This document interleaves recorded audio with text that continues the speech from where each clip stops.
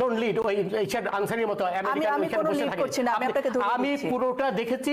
তারা যেভাবে সশস্ত্র হয়ে আক্রমণ করেছে সেখানে পুলিশের অবশ্যই দায়িত্ব ছিল সেই সশস্ত্র আক্রমণ রোধ করার, বুঝলেন? এটা পুলিশের আইনি দায়িত্ব। আমাদের পেনাল কোড বলেন, আমাদের সিআরপিসি বলেন, সেই পুলিশকে সে ক্ষমতা দিয়েছে, কারণ পুলিশের দায়িত্ব, অন্যতম দায়িত্ব হাতে অস্ত্র ছিল।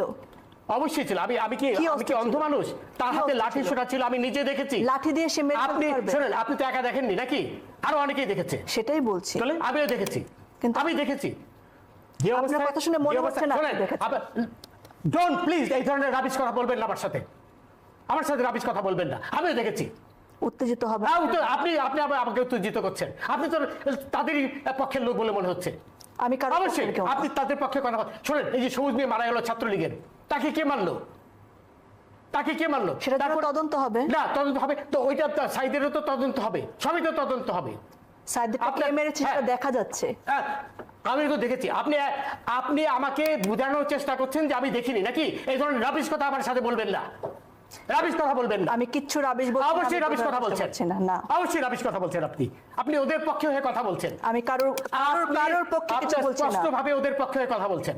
আমি নিরপেক্ষ কথা। আপনি মোটেও নিরপেক্ষ নন। এখন এরপরে আমাকে বলতে দেন আগে। এরপরে আপনার প্রশ্ন করেছেন, এটা জবাব নেন, তারপরে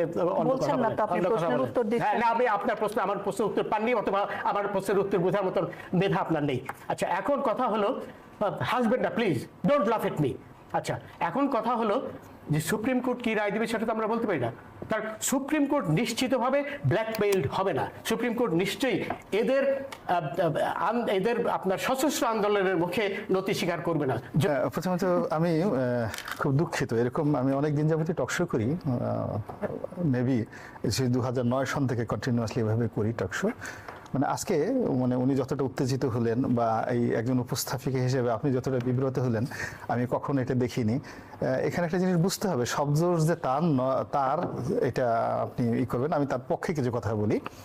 ফার্স্ট থিং হলো যে he is representing Awami League, এবং আওয়ামী লীগের আজকের যে ভগ্নদশা, এই ভগ্নদশার জন্য আওয়ামী লীগের যারা সত্যিকার অর্থে বোনাফাইড সাপোর্টার, বেনিভোলেন্ট যাকে বলা হয়, অ্যাক্টিভিস্ট যারা আছে, তাদের সবার মনে কিন্তু দুঃখ, অনেক কষ্টের দুঃখ। আজ জাস্টিস মানিক এই যে মুক্তি যুদ্ধের পক্ষে কথা বলেন, যুদ্ধাপরাধীদের বিচার করতে গিয়ে তিনি তার নিজের জীবন যৌবন সব হারিয়েছেন। He have lost everything.